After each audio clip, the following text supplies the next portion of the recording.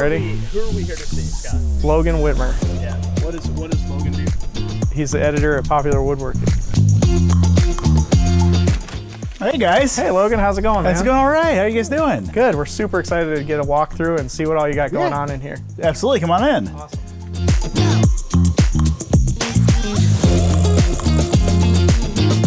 Just gotta watch for the shop manager. There's a little cat running around, so make sure he doesn't get out the door.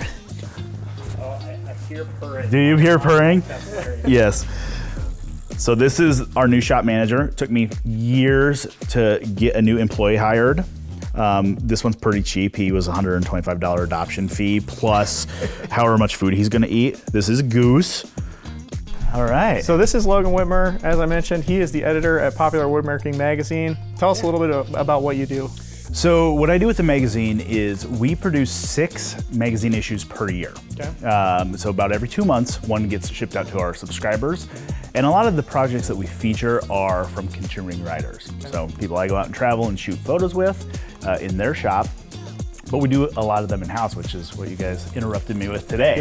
Yeah. So tell us a bit about the space. Where did it come Sure. from? Kind of give us a background on it a little bit. So this space, we built the house here a couple of years ago, and there was always a plan to build an exterior shop. But as soon as I took over Popular Woodworking magazine about 4 years ago or so, I knew I needed a little bit bigger space. Sure. So it needed room for lights, needed room to do some filming. I think the entire shop space is about 1,300 square feet. Okay. Right now I have this set up to shoot some table saw shots. The project I'm working on right now is this miter saw station. This will be in the next issue of Popular Woodworking. And the thing that's different about Popular Woodworking from some other titles is we show everything in photos.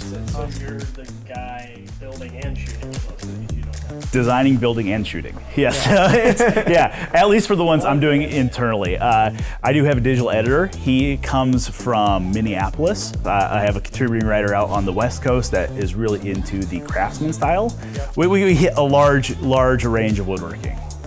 So up here up front, I have this is kind of the main area where I'm shooting. Table saw, for a lot of people, is the heart of the shop, right? Yep. If we come back here, as you pointed out, I have a few lathes. Just a couple, yeah. And there's one more out there that's not in here yet. So I really started my woodworking journey, as a lot of people did, with my dad. He wasn't necessarily a woodworker.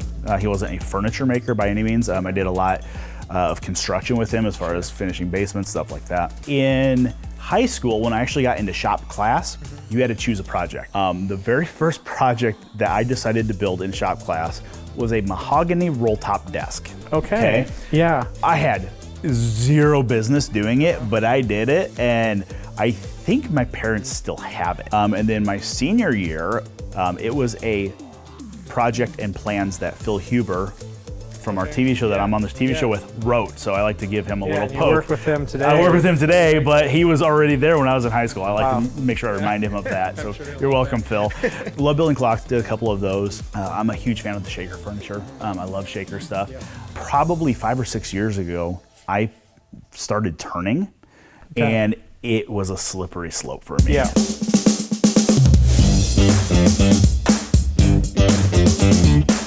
And to be very clear, you do not need 3 lathes in your shop. Well, yeah, it seems a little excessive. It's a little excessive, but what it is that I do teach a lot. Yeah. So I have classes out here in the shop, fall and then the spring time. This guy I have set up for hollowing. So this is for doing stuff like little hollow forms like this, which would be like a little vase, you know? And then a lot of my turning gets done on this this bigger Vic Mark lathe. And this happens to be the lathe I take a lot of photos at because I have the most room around it. Yeah, it's got quite a bit of space. If you have a small space and you like woodworking, there's a lot you can do with turning in a very small space. So there's a lot of people They don't take up a lot of footprint. You don't need a ton of other tools usually to at least get it off the ground. No, generally it is just a lathe and maybe a bandsaw or a chainsaw, and you can kind of get going. So speaking of bandsaws. Yeah, tell us a little bit about this guy, because that has got to be one of the biggest bandsaws I have ever seen. So they make a few bigger ones. Let me get this light out of the way so we can see it a little bit better. I love vintage machinery. It's just nice stuff. So I did pick up this. This is a crescent bandsaw. This is a 36-inch bandsaw. Yep. And if we pop open that. You can see wheel. how big that Holy wheel smokes. is. I mean, that wheel is just, it's Yeah, huge. it's massive. I had our video crew come out here and we did a video on getting it up and running. I'm waiting, I need a new tire on this lower section.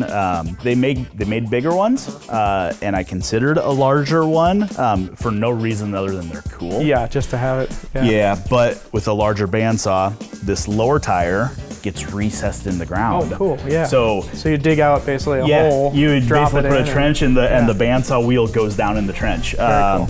Yeah. Get advance on build the shop around. Yeah. I mean, and that's completely valid Yeah, if you want to yeah, do that. that could work. And if everybody needs a doctor's note, I'll supply one for that. There you go. Yeah. There you go. Yes. You have to have a nickname for this thing. I don't. You don't have a nickname? No, I man. should though. Why don't I have a nickname? We'll come up with it. Yeah, we I gotta say get that sounds some fantastic. ideas here. I don't have a nickname for any of my machinery. That seems like an oversight on my little part. bit. So I have an 18-inch planer here. Yep. So it's a big, it's a huge, big, yeah. big old Powermatic.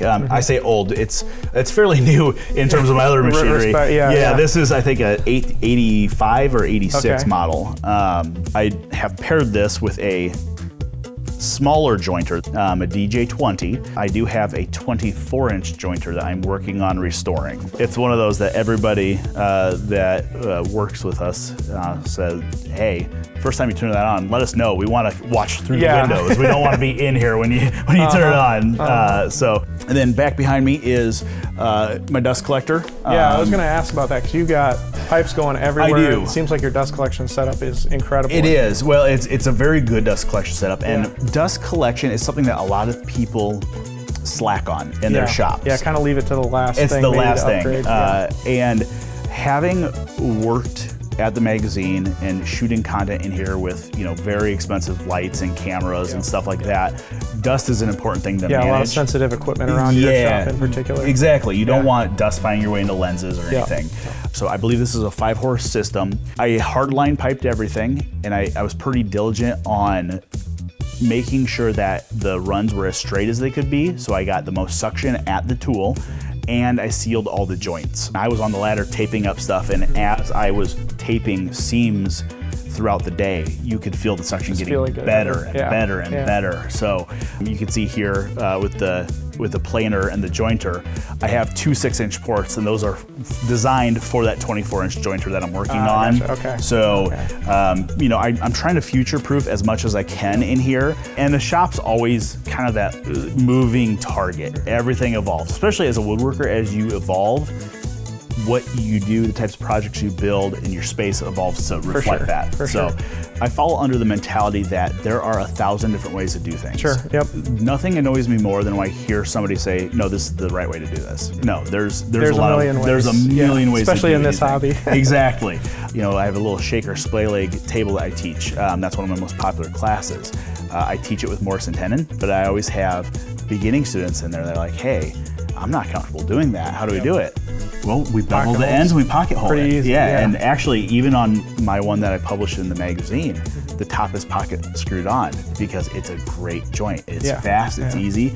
I don't have a ton of free time, so anything that saves me time is worth it. Yeah. So, then that's something that everybody has to weigh I think for that's kind of a themselves. common theme around a lot of workshops It though, is. too, where if you can simplify a task and skip a couple steps ahead, Yeah. that way it's nice to be able to do Exactly. What's your favorite tool in the shop? My favorite tool in the shop.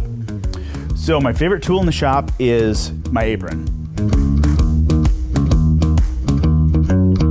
It's getting dirty. It needs conditioned and oiled, but I did certain things on it, like that's for my safety glasses. That loop's for my safety glasses. Pen and pencil pockets, and then when you sharpen your pencils down super far, you can put them in those little There you go, pockets. And then this isn't necessarily something that most people would do, but I have a little slit in here for my lav mic. So as I'm filming our TV show or filming in here, I can stick my mic right through there, That's and it's perfect, all yeah. hidden. Yeah, that's definitely the tool I use the most, Sure. and one of my favorites. Now, if you're talking power tool, I mean clearly the lathe. I have 3 of you them. got 3 of them. I have 3. Yeah. I said I started in middle school and high school in the shop. That was all power tools. Yep. And in a roundabout way, the founder of Woodsmith kind of had a way in getting me in hand tools. Don's father had passed away, and a friend of mine who happened to work at the magazine got a bunch of his father's tools, and by proxy, I got a few of them, and I was like, oh, hey, I sharpened them up, and like, these work really, really well. What I have found is that in my everyday woodworking, most of the time, I am taking what has been coined as a hybrid approach. There are certain things that hand tools do faster and better than machines.